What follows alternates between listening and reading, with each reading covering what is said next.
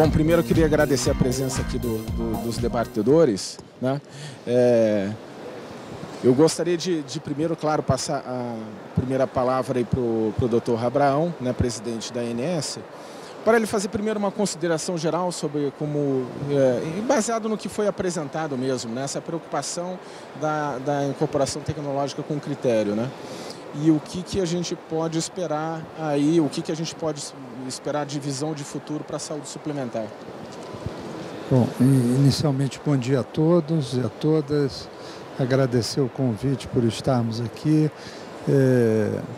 Durante alguns anos atrás eu dizia que os dois homens mais poderosos do mundo eram os dois Bill. O Bill que presidia os Estados Unidos e o Bill que presidia a informação. Por quê? Porque eles eram portadores de todo o sistema de informação, que é político, quer institucional e tecnológico, e nós não podemos, né, continuar a pensar em desenvolver o sistema de saúde brasileiro, assim como em outras partes do mundo, se não acompanharmos o desenvolvimento da tecnologia. Nos deparamos, e você muito bem colocou, Luiz, né, com as limitações dos gastos comparadas inclusive com vários outros países, e aqui não é diferente. Eu acho que o foco que hoje nós temos que dar é diretamente ao custo e efetividade, né? É sobre ele que a gente vai ter que olhar. O recurso é finito, a necessidade infinita, né? Nós temos um sistema de inovação, de modernização, né, de forma na área da saúde, que não diminui o custo, né? Ele é cumulativo. Os recursos que não só no Brasil a gente tem, mas no mundo, né, eles são limitados. Nós tivemos o ganho de uma maior sobrevida, nós temos uma conta de previdência, outras contas do Estado em si, e isso tem um reflexo tanto na iniciativa pública diretamente como na iniciativa privada. E o sistema suplementar sofre isso. Hoje o exemplo que nós temos do último ano é que pela primeira vez, né, a saúde suplementar se defronta, né, com uma diminuição do número de usuários. Já foram cerca de quase 1.770.000 vidas dentro de um sistema de mutualismo. Temos a esperança de que possa começar realmente a haver a estabilização. O mês passado, de agosto, retornaram-se 32.000 vidas, mas independente disso, nós temos um downgrade dentro do sistema, desse sistema de mutualismo. Muitas vidas que saíram, né, de um plano A para um plano B, para um plano C. Isso tudo vai impactar onde? Vai impactar nos investimentos, vai impactar na tecnologia e, mais do que nunca, na outra ponta, nós precisamos de quê? De informação. E a informação não só em termos de gestão, né, como foi colocado aqui, você deu o exemplo da angioplastia e outros procedimentos que não trazem diminuição de valor, não trazem, né, muito pelo contrário, o que acontece é o impacto de custo. De qualquer forma, acho que para a gente dar um tempo aqui, eu acho que tudo isso vai bater aonde nós precisamos, né, com todos os representantes do setor, todos os players, stakeholders, né, discutir franca, diretamente, de novo, olhar o custo, efetividade e a resolutividade que a tecnologia vai trazer para nós. Ok, obrigado. Gostaria de passar a palavra agora para o Reinaldo Scheib, né, representante da Abrange, Associação Brasileira de Planos de Saúde, para fazer as considerações. Bom dia a todos. Não vamos repetir, eu concordo também com o que foi dito pelo Dr. Abraão, presidente da agência. O sistema está caminhando por um colapso, com a rentabilidade, como você apresentou, de 0,3%. Isso é impossível sobreviver. A população vivendo mais, o cobertor ficou curto, a tecnologia avançou. A pizza, como você também apresentou, dos gastos que você tinha antigamente na saúde, ela vem crescendo para internação e com uso de tecnologia, novas medicações, novos exames.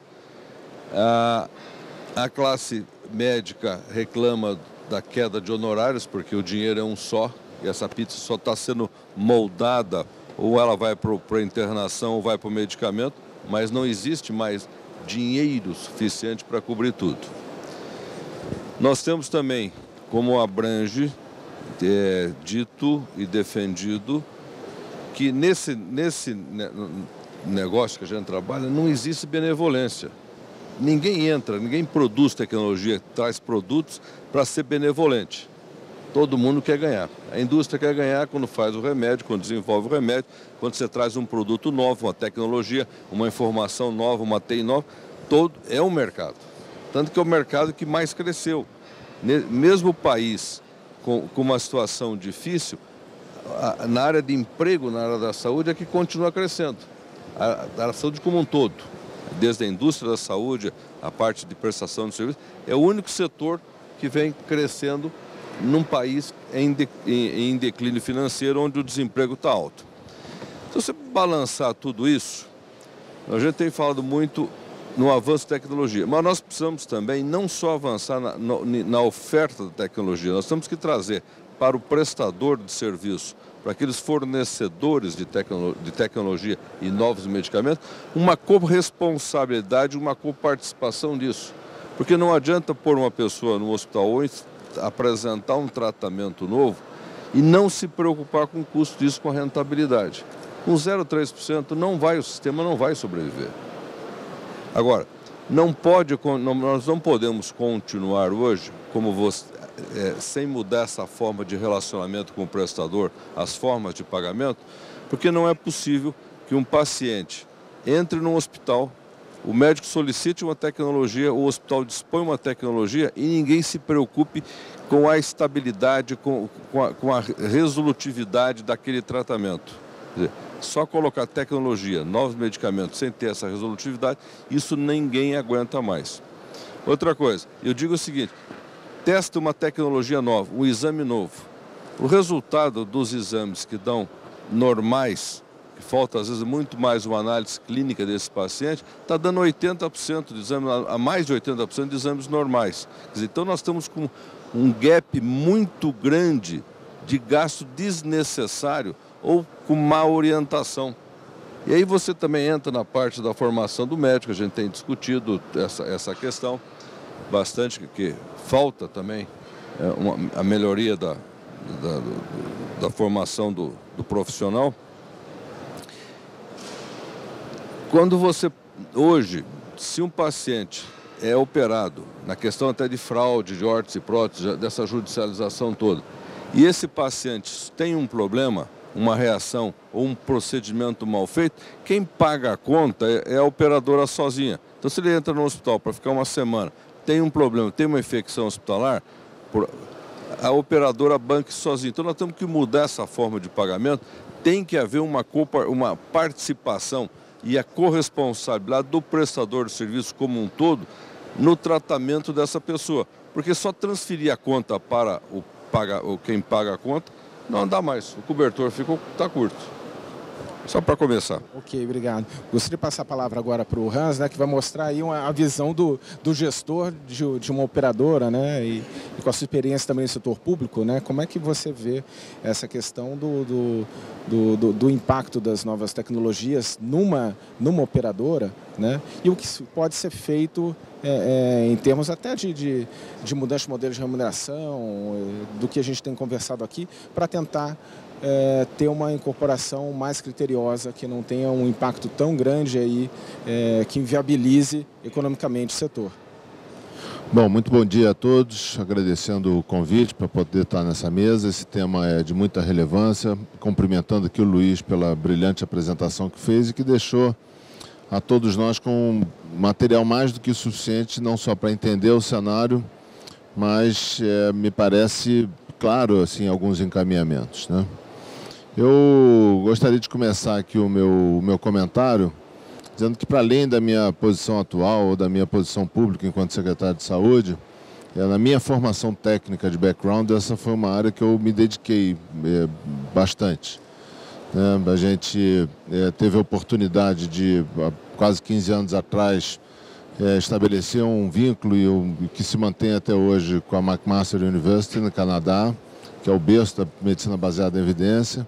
Esse grupo tem vindo ao Brasil todo ano. Eu tenho absoluta convicção de que esse grupo tem ajudado muito o governo federal, na época o Ministério da Saúde inicialmente, Conitec, a própria Agência Nacional de Saúde. Então esse é um tema que me é muito afeito e que eu fico muito feliz de estar aqui para conversar com vocês. O primeiro ponto que eu queria chamar a atenção, assim, do ponto de vista técnico, chamar a atenção de que, dado um cenário, seja ele qual for, os mesmos players, os mesmos números, os mesmos valores alocados numa determinada análise econômica, dependendo do ponto de vista que você faz essa análise, este mesmo cenário tem resultados diferentes. Isso pode parecer talvez um detalhe técnico de menor relevância, mas para mim definitivamente não é. Eu, às vezes, fico com a sensação de que a gente tem a tendência de analisar, na hora que a gente formula políticas, de analisar os critérios e a análise econômica que está sendo colocada do ponto de vista do usuário. E eu sei que é difícil falar isso que eu estou falando aqui. Não está adequado. Não está adequado. A análise tem que ser do ponto de vista do sistema. Porque sem sistema não há benefício para o usuário. Não é da operadora, não estou aqui defendendo a operadora, não. Vai chegar esse momento ainda. Poderíamos estar falando do SUS, seria a mesma frase aqui.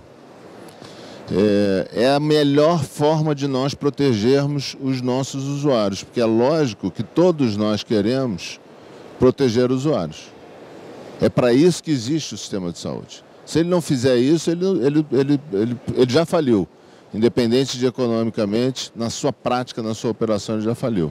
Então, longe de mim, com essa frase aqui, de abrir mão da proteção do usuário. Agora, quem protege o sistema? Quantas análises nós tivemos nesse país que de fato foram feitas? Tiveram, óbvio que tiveram. Mas podem ter certeza que é uma minoria. Então, a gente nasce com uma raiz, muitas das vezes, de um detalhe técnico e que tem consequências de avalanche. Então esse era o primeiro ponto que eu queria trazer aqui. O segundo ponto que eu queria discutir aqui, essa é uma das poucas indústrias que delega praticamente totalmente o seu P&D para terceiros, a sua pesquisa e desenvolvimento. E esses terceiros têm, muitas das vezes, objetivos conflitantes com quem? Com a operadora? Com o usuário? Não, com o sistema. Como é que a gente delega isso desta forma? Praticamente 100%. Né? A exceção fica aqui os poucos governos que realmente investem sobre esse aspecto, né? De pesquisa e desenvolvimento para a melhoria do sistema de saúde. Né? Como é que a gente delega isso a essa forma? Nos Estados Unidos eu entendo. Nos Estados Unidos eu entendo, é a indústria número 1 do país, tem emprego, tem riqueza, tem uma série de outros benefícios. Eu entendo, não estou dizendo que concordo, mas eu entendo. Não é a nossa realidade. O que nós fazemos aqui é sustentar as indústrias do mundo desenvolvido. Delegado 90%. Eles não são do nosso país, não tem, longe de mim xenofobia também. Quero mais eles aqui com a gente, longe, muito pelo contrário. Quero o país integrado com o mundo, não tenha dúvida disso. Mas nós temos, de fato, que entender que o sistema de saúde brasileiro não dá para ser igual, não vou falar de país desenvolvido, não dá para ser igual ao da Argentina, não dá para ser igual, sei lá, eu da África do Sul, porque não dá. Porque são países diferentes, populações diferentes. A gente tem que... Luiz deu uma boa referência aqui, né? Literatura, de uma forma geral, utiliza lá os valores que nasceram de diálise. Está aqui o meu amigo João Luiz, que é craque em diálise. Mais ou menos quanto é que vale uma diálise para salvar uma vida, ajustada por qualidade. Quer dizer, saiu por mais ou menos daí essa referência. Será que esta é a referência para o Brasil? E nós tomamos de não é custo efetivo. Custo efetivo o quê? Pagar 20 mil dólares para melhorar a qualidade de vida marginalmente num país como o Brasil? Nós precisamos de soberania intelectual nessa área. Nós precisamos disso. Isso não é 3 caras inteligentes num gabinete fornecendo estudos para a gente trabalhar, não. Isso tem que ser construído por nós, coletivamente, porque, independente da posição que estamos, eu hoje represento uma operadora, com muito orgulho. Tenho certeza que nós vamos trazer muita coisa boa para o sistema de saúde do Aravante, ainda mais do que já vem trazendo. Mas não é isso. Todos nós temos a responsabilidade e quase que o sentimento de sobrevivência de construir isso coletivamente. Né? Minha família já foi dona de hospital caro, com muita tecnologia. Sei bem como é que é a história. Mas passou. Isso serviu para a geração do meu pai. Passou esse momento. Ninguém aqui está defendendo de quebrar prestador também não, porque não há solução de um lado só. Então, assim, essa é uma área, eu acho que a apresentação do Luiz foi muito boa nesse sentido, que se a gente não botar uma dose de técnica muito grande, é hora de ser técnico. Aqui não dá muito para fazer política. Tem áreas que dá, faz parte da vida, eu entendo isso também. 6 anos como secretário de saúde, né? Entendo isso também. Mas tem áreas que não dá para negociar. Essa é uma área que não dá para negociar. E além de ser uma área técnica, é uma área técnica que cada país, cada comunidade, se for possível, cada estado, se for possível, né, tem que ter a sua visão, tem que pactuar com o seu usuário, tem que pactuar com seus prestadores. Agora, esses números que a gente viu aqui, não precisa ser muito esperto para dizer o seguinte: quebrou. Mas a gente continua fazendo, todos nós. Então, assim, eu vou parar aqui também, porque se deixar eu vou acabar tomando o tempo inteiro aqui, não quero me alongar demais. Mas, assim, é urgente que a gente desenvolva cultura, conhecimento na área de avaliação tecnológica e que a gente seja capaz, seja lá o que for, propor o que quais são os parâmetros adequados para o nosso sistema de saúde aqui no Brasil. É absolutamente fundamental isso. Essa é uma área que a literatura tem que usar, porque é a referência que a gente tem no momento. Então, estou 100% de acordo. É a melhor referência que a gente tem. É a melhor evidência que a gente tem. Mas se eu fosse responsável por qualquer área governamental de investimento em ciência e tecnologia, na área da saúde, meu investimento número 1 seria isso. Essa tecnologia, para avaliar a tecnologia, a gente tem que desenvolver a nossa tecnologia. Nós temos que desenvolver cultura. O cara que é gestor de hospital, ele tem que ter consciência disso. O cara que é gestor de plano de saúde, ele tem que ter consciência disso. Isso tem que fazer parte do nosso dia a dia. E juntos, com parâmetros definidos, sob o ponto de vista do sistema, nem do ponto de vista da operadora, nem do ponto de vista do prestador, nem do ponto de vista do usuário, do ponto de vista do sistema. E construindo os consensos que viabilizem o AAA, que é melhor para a saúde do cidadão, com uma boa experiência ao custo necessário para entregar isso. E nós vamos correr atrás. Então, assim, essa é uma área que a gente está precisando de um tratamento de choque. Essa área para a gente sacudir a cabeça mesmo e ir buscar ajuda, ir buscar apoio e realizar. Porque senão o sistema não sobreviverá. Já está na beira. Isso é urgente. Uma última palavra sobre o método de remuneração. Não há a menor dúvida que tem impacto nessa questão. É um outro nível, um nível operacional. Nós estamos trabalhando no nível mais tático estratégico. Aqui é um nível bastante operacional. Não dá mais. Absolutamente vai ter que se introduzir formas de pagamento que minimizem esse tipo de impacto. Isso significa uma gestão diferente por parte dos players do mercado. Não é uma questão de querer ou não querer, é uma questão de sobreviver. É nesse momento que nós estamos e, por mais que isso venha sendo dito nos últimos anos, né, com muita frequência, está todo mundo cansado de ouvir isso, só que agora chegou na vida real. tem gente fechando porta. E gente grande, importante, boa, de qualidade. E tem gente que não fechou a porta ainda porque tem, às vezes, uma estrutura organizacional incrível, tem uma super empresa por trás, tem um banco por trás e que consegue ainda manter. Porque se fossem empresas isoladas, provavelmente também já teriam ido para embora. Essa é a realidade, isso não é amanhã, isso é hoje. Então, assim, modelos de remuneração são certamente uma etapa fundamental e eu acho que a gente precisa... Isso tem impacto, porque o nosso sistema não está preparado para adotar novos modelos de remuneração. Quer dizer, se eu hoje quiser fazer como prestador, eu vou ter dificuldades, porque choca com alguns preparos adequados à época que a ANS fez, então vai precisar de um tempo para a própria ANS se preparar, né?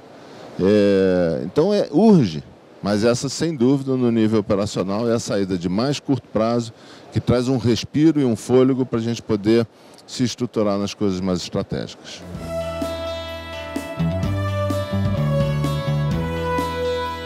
Eu vou falar um caso particular. Eu tenho uma sinusite. Todos os anos eu tenho que fazer uma visita médica, né? E eu chego no consultório e já sei o que eu tenho e o médico acaba solicitando uma tomografia para fazer o diagnóstico do que eu sei que eu tenho e provavelmente ele também sabe. Será que a gente tem alguma maneira de... A palavra talvez seja meio forte, mas assim, cercear essa utilização exacerbada da tecnologia para diagnóstico? Como é que a gente poderia fazer isso? Talvez através de aplicação de protocolos, ou mesmo a ANS, será que tem alguma iniciativa ou pensamento de melhorar a conscientização?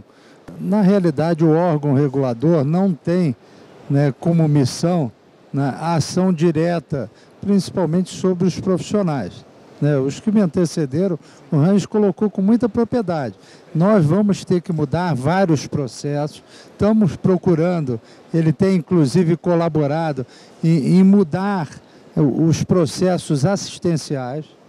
E esse teu exemplo é fundamentalmente um dos exemplos da participação de todos os players. Então você tem o médico, você tem a formação do médico, e você necessita automaticamente, você desculpa, né? Eu sou médico de origem, que o foco seja dado, dimensionado de outra forma. Da mesma ótica que você lembrou a sua consciência como beneficiário, como usuário do sistema, entendeu? Ou seja, hoje nós chegamos, vamos dizer assim, um pouco ao fundo do poço. Está aí. Nós temos que começar a rever todos os processos. E temos dito também muito a participação do beneficiário, do cidadão, na utilização disso. Aqui foi falado, Reinaldo falou de coparticipação, de gestão e tal. Eu quero trazer, tá? Tenho batido nessa tecla, nesses 2 anos que estou lá, o sistema de coparticipação do usuário. Por quê? Na hora que o usuário tiver uma participação no sistema, esse seu pleito, ele vai estar sendo avaliado. Quem paga a conta, quer no sistema público ou no privado, é o usuário, é o cidadão. Então, né, resumidamente, o seu pleito é justo, a gente depende aí da formação, também já foi dito aqui pelos que me antecederam, da formação dos profissionais, não só os médicos, e da integração e da participação de todos, inclusive quem paga a conta. Agora, o órgão regulador não pode impor, ele pode estimular melhores práticas, quer profissionais, quer de relacionamento comercial, tá certo? Estimular novos modelos. Então, esse é um conjunto de ações que estão sendo procurados e serem implementados. Posso fazer um comentário rápido? Claro. Tentar ser bem rápido, porque tem várias perguntas, isso é bom.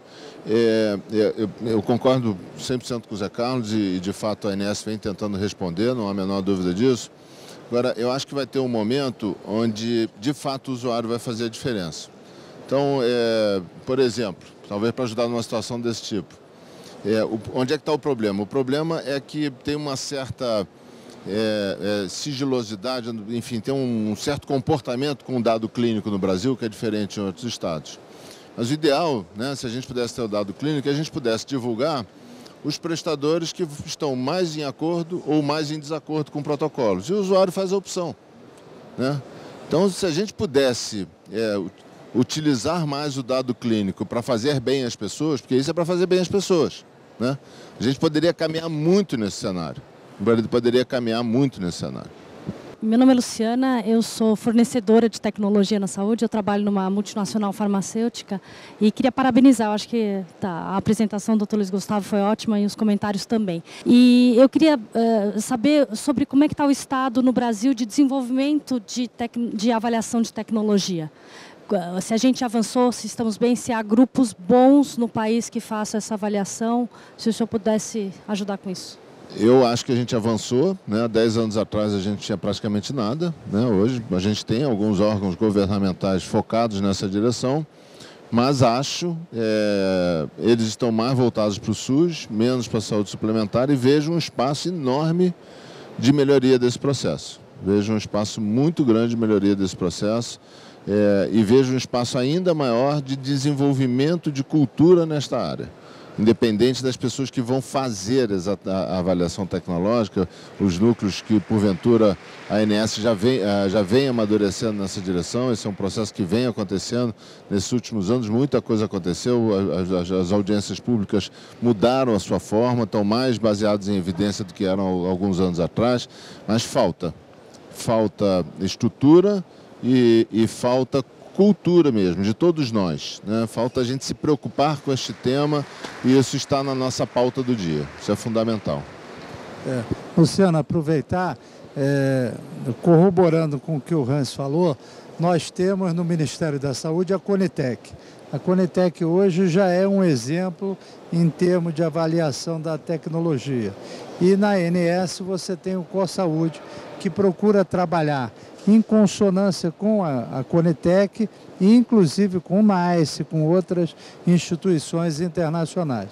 Agora, eu vou provocar aqui novamente. O ano passado, nós tivemos um exemplo da incorporação dos exames de Zika na saúde suplementar.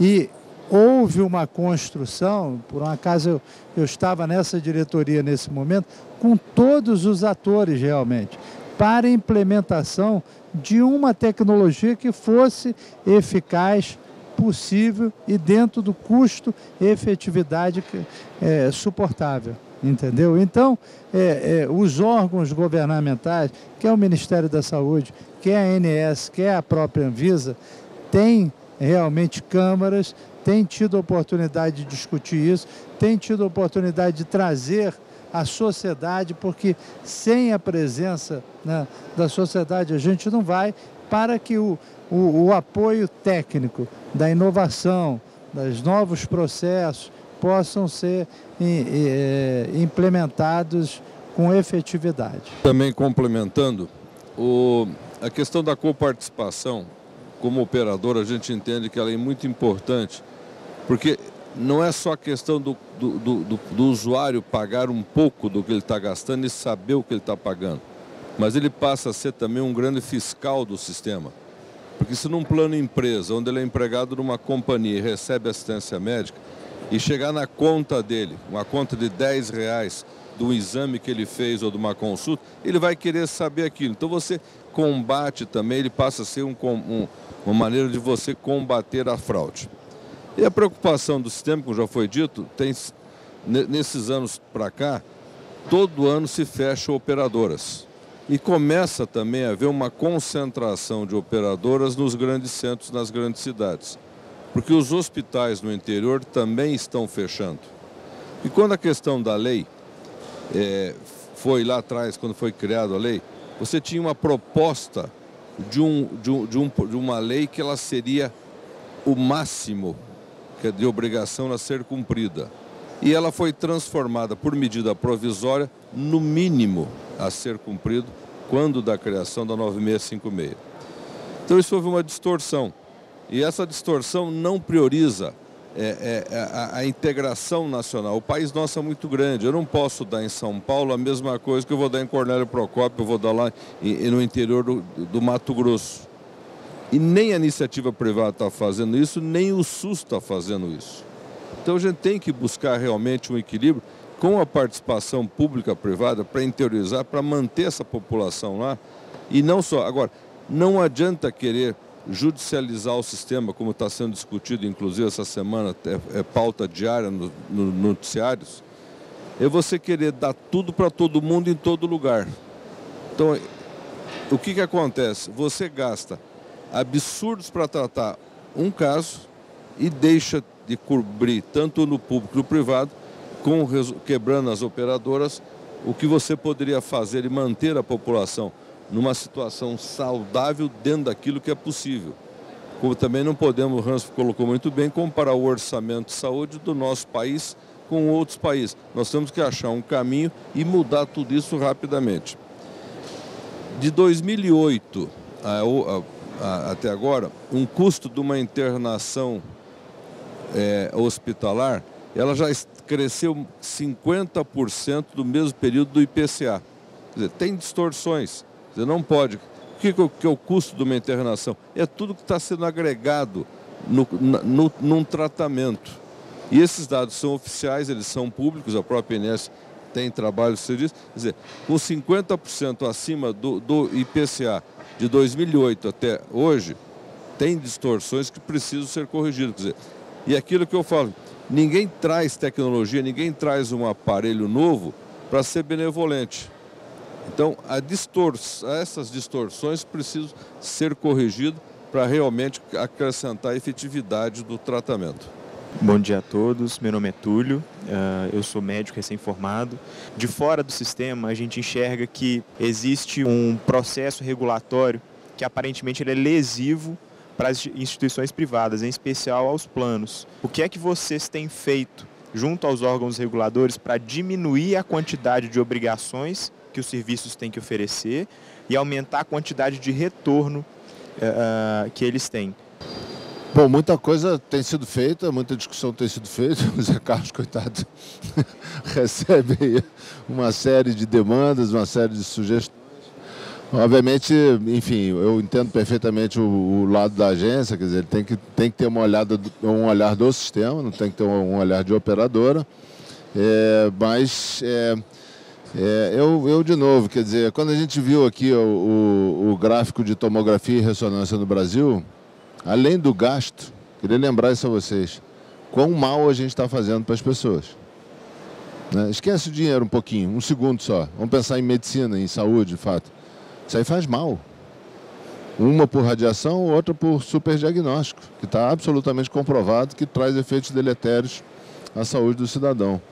Então, assim, tem uma questão institucional, né, de trabalho com a agência, com as operadoras, com os prestadores, mas tem um trabalho que devia ser imediato, que é de consciência profissional, com todo carinho do mundo.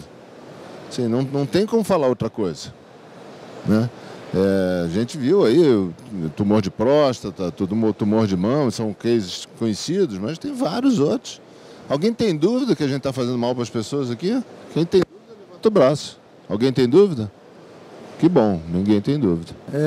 Deixa eu te dizer, a regulação, ela tem 17 anos em termos de saúde suplementar e estamos com 18 anos, né, da regulamentação do Sistema Único de Saúde. Então, não 18, não 12, 20, 28. Ela é uma garantia para o cidadão. A regulação é uma garantia para o cidadão. Né? O que nós temos procurado é o quê? É construir uma relação equilibrada, preocupada com a sustentabilidade, não só econômico-financeira, mas assistencial, olhando, né, que ninguém compra um plano de saúde para depois deixar de pagar e jogar fora. Ele quer isso para o resto da vida dele. Então você tem que preparar a perenidade, você tem que procurar o equilíbrio. E tem algumas situações históricas que, se a gente lembrar aqui, grande parte vai, né, se recordar, quando esse setor começou a ser regulamentado, nós médicos também nos deparávamos com a situação de que você não tinha garantia de fazer uma internação, não tinha garantia de manter um paciente no CTI, não tinha garantia de realizar certos procedimentos. Agora, esta construção, e eu acho que isso a mesa tem procurado aqui colocar, ela tem que ser construída buscando-se o equilíbrio, buscando-se, né, o que a gente tem que avaliar. Será que toda tecnologia ela só traz benefício? Não só o exemplo aqui que foi trazido pelas angioplastias, né? São N outros exemplos. E aí entra o custo-efetividade. E a judicialização, ela tem que ser olhada hoje do lado do seguinte: você tem a boa judicialização, que é a garantia do cidadão, né? Graças a Deus, estamos num país democrático que você tem a judicialização. Agora você tem a má judicialização. E a má judicialização, ela tem que ser combatida por todos nós, né? Nós não podemos compactuar com fraudes, nós não podemos compactuar com utilizações de processos, de terapêuticas, de materiais inadequados. É triste para nós da área da saúde quando você vê uma distorção de um profissional sendo remunerado não pela sua atividade profissional e sendo remunerado, tá certo, através de formas inadequadas. O que leva, inclusive, o incentivo, né, na formação de profissionais jovens como você, até, não estou dizendo a sua situação, por favor, né, até da escolha de determinadas especialidades em detrimento de outras. Então, nós temos que ter a coragem de discutir isso e procurar um equilíbrio, um diálogo, a construção de olhar que o cidadão, o paciente, é a razão da nossa existência, para que a gente tenha perenidade nesse sistema. E aí entram todos, entra inclusive a ação do órgão regulador. Ele não pode querer bater tanto de um lado quanto do outro, mas ele trazer o equilíbrio do setor. Bom dia, meu nome é Fabrício Galvão. Eu gostaria de fazer uma provocação, na verdade, a respeito de todo esse contexto que está sendo discutido aqui. Acho que os objetivos e as ferramentas para se atingir um bom resultado em relação ao Value-Based Healthcare, Triple Aim, tudo que vem sendo falado, eles estão cada vez mais claros, tanto no que foi falado ontem, quanto no que está sendo falado hoje.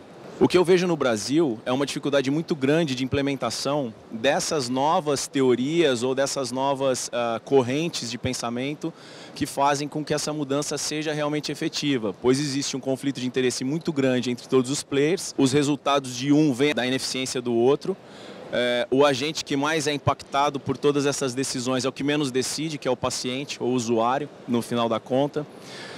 E a estruturação que nós temos hoje, e aí vai a provocação, é muito mais de planos de doença do que planos de saúde no nosso país.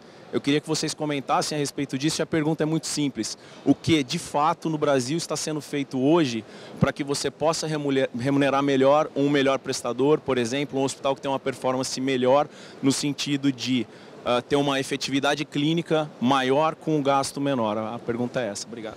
Adorei a pergunta e até pedi aqui, me antecipei aqui, porque, de novo, eu sou meio apaixonado por esse tema e achei muito boa, bem colocado. Eu queria fazer 3 comentários bastante rápidos.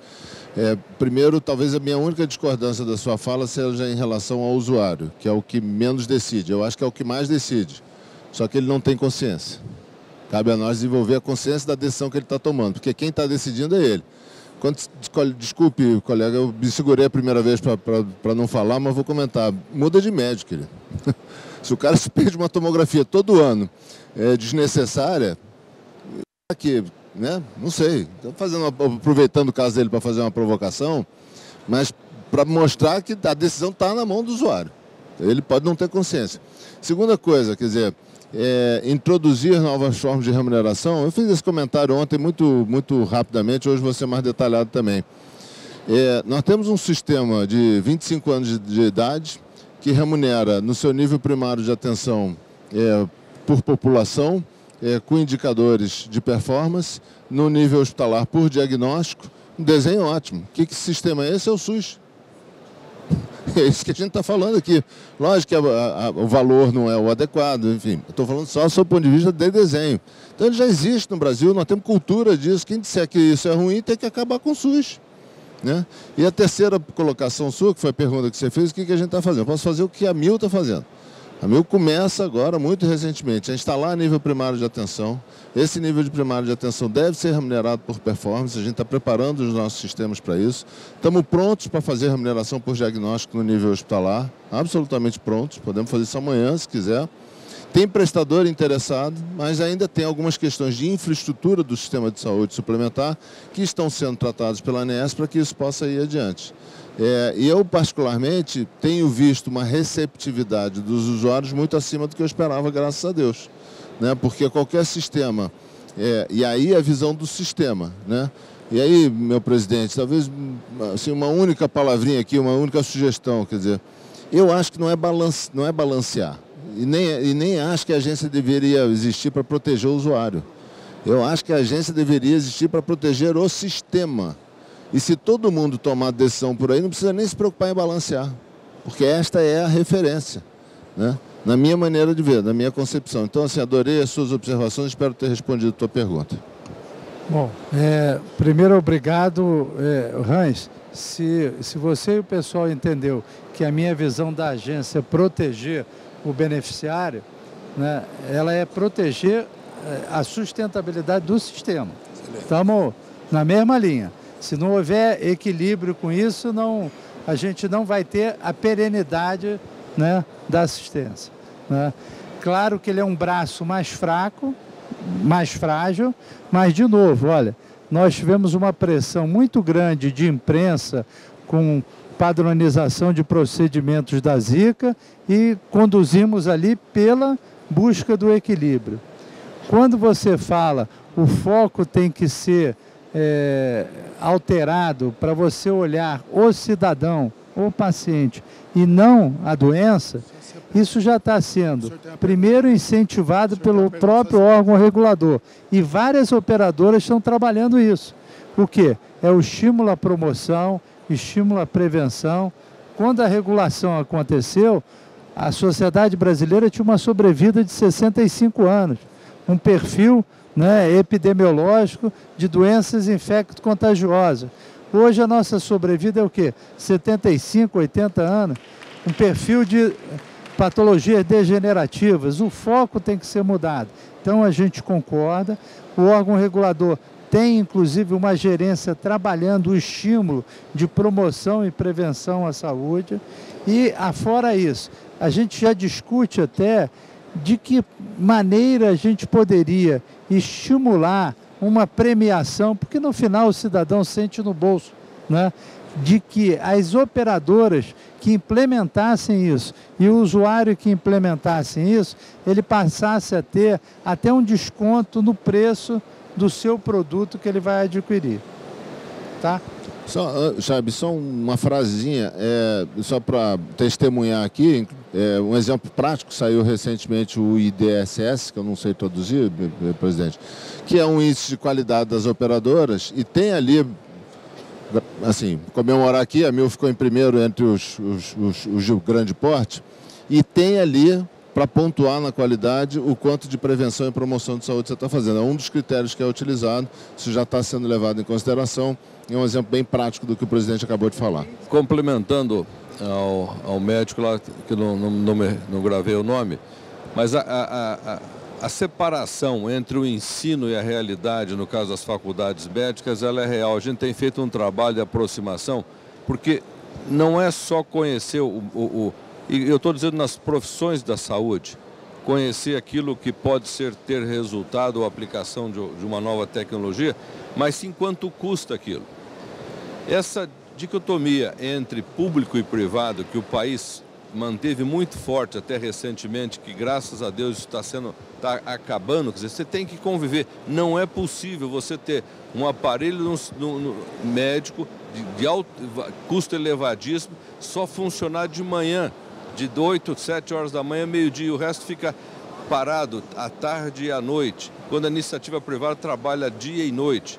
Toda a indústria todo o mercado, toda a loja, todo avião funciona 24 horas. Por que a área da saúde não pode funcionar? E você não pode otimizar esses recursos hoje com altos custos parados. Então, essa convivência é possível. O médico deve, a gente tem feito até a própria Branche já fez algumas premiações de trabalhos estimulando essa participação nas universidades, no sentido de interagir com os estudantes e mostrar a importância desse trabalho. Uma outra coisa que a gente também defende e que agora está na pauta do ministro da Saúde, que seria um plano mais acessível, isso tem uma abrangência muito maior, porque hoje, se uma operadora vende para um cliente, se eu tenho um produto de cobertura nacional, a lei me proíbe de eu dizer a um cliente que eu não posso vender esse produto. Mas se ele compra esse produto no interior e tem um problema lá, e dependendo da situação, o operador tem que dar transporte para esse paciente. Quer dizer, isso é uma distorção. Quer dizer, o operador, então, além de tratar, tem que ficar financiando o transporte para trazer a pessoa para um centro maior, para resolver o seu problema. Agora, se eu consigo ter produtos regionais, que é o que o SUS faz, eu consigo reter esse paciente no interior, levar médicos para o interior, levar farmacêutico, levar dentista, levar fisioterapeuta para o interior. Porque hoje o profissional da saúde não vai para o interior porque não tem quem compre o seu serviço. E as operadoras não vão para o interior porque não tem produto que possa oferecer. Então você pode até reduzir custo dando um tratamento eficiente ou dentro do que é possível na região e mais imediato do que ficar esperando esse tratamento. Eu queria lembrar e ouvir o comentário no sentido, nós sempre fala de sistemas para avaliar a incorporação de novas tecnologias. Primeiro que eu acho que esse verbo tem que se separar, avaliar e incorporar. Avaliar é o que pode ser feito. Incorporar é o que deve ser feito em relação ao orçamento, em relação ao referenciamento legal e tudo mais. Então, esse é um primeiro aspecto. Então, esse sistema inteligente de avaliação, ele também tem que estar olhando não só novas tecnologias, mas revisitando as já existentes e retirar o adjetivo antigas, porque, na maior parte das vezes, para a própria sustentabilidade do sistema, você não pode adicionar novas tecnologias sempre ad infinito. Nós temos que revisitar as já existentes, a sua efetividade, seus resultados, reforçá-las, chegar para a indústria e dar um toque. Olha só, meu amigo, vamos melhorar isso aqui em vez de você criar um novo. Que muitas vezes, até você validar esse novo, você passa um tempão. E aí você abre espaço para judicialização, para expectativas não atendidas e tudo mais. Bom, João, eu me antecipei aqui, né? Primeiro, parabéns pela sua lembrança. O João é um craque de saúde e lembrar, né, Hans? É uma das boas cabeças pensantes, né? Não posso me furtar isso. João, eu vou te dar um exemplo que a gente está vivendo lá da agência e o ano passado a gente trabalhou com a saúde com a implementação de novas tecnologias, novos medicamentos e você, com muita propriedade, avaliar é uma coisa, implementar é outra, né? No outro ano nós tivemos 5.500 demandas para incorporação. Não tem setor, não tem sistema que suporte isso, não tem, né? E o que foi incorporado realmente foram 30 e poucos procedimentos novos, novas terapêuticas, porque era o lógico, quer dizer, não é que nós somos melhor do que, né? Inclusive comparado com a própria ação do Conitec, entendeu? Então, aqui nesse painel, quero te agradecer a tua lembrança, que são vários líderes aqui, formadores de opinião, e que nós temos que lembrar. Avaliar é uma coisa e incorporar é outra. Obrigado, João. Eu gostaria mais uma vez de agradecer a presença aqui dos debatedores, a presença de vocês. Passaremos agora para o próximo painel. Obrigado.